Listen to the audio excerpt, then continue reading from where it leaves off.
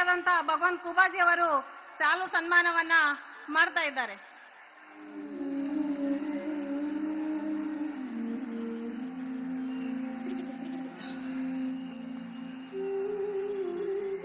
ಸುಮಾರು 70 ವರ್ಷಗಳ ತನಕ ಸ್ವಾತಂತ್ರ್ಯವನ್ನ ಸಿಕ್ಕಿ ಇಲ್ಲಿ ತನಕ 18,000 ಹಳ್ಳಿಗಳಿಗೆ ವಿದ್ಯುತ್ ಸಂಪರ್ಕ ಇರದೇ ಇದ್ದಂತ ಹಳ್ಳಿಗಳಿಗೆ ವಿದ್ಯುತ್ ಸಂಪರ್ಕವನ್ನ ಕೊಡಿಸಿ ಮನೆ ಮನೆಗೆ ಬೆಳಕಾದವರು ನರೇಂದ್ರ ಮೋದಿಜಿಯವರು.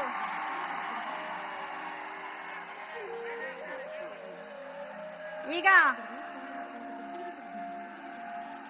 ನಮ್ಮ ಕಲಬುರಗಿ ಜಿಲ್ಲೆಯ ಮಹಿಳೆಯರಿಂದ ಸ್ವಾಗತವನ್ನು ಹಾಗೂ ಅವರ ಜೊತೆ ನಮ್ಮ ಬೀದರಿನ ಲೋಕಸಭಾ ಅಭ್ಯರ್ಥಿಯಾದಂಥ ಭಗವಂತ ಖೂಬಾಜಿ ಅವರು ಸಾಲು ಸನ್ಮಾನವನ್ನ ಮಾಡ್ತಾ ಇದ್ದಾರೆ.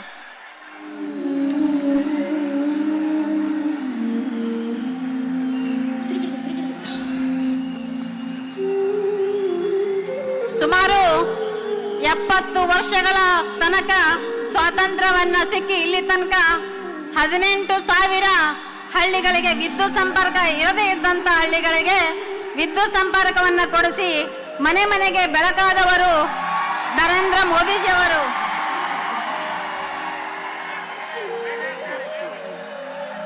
ಈಗ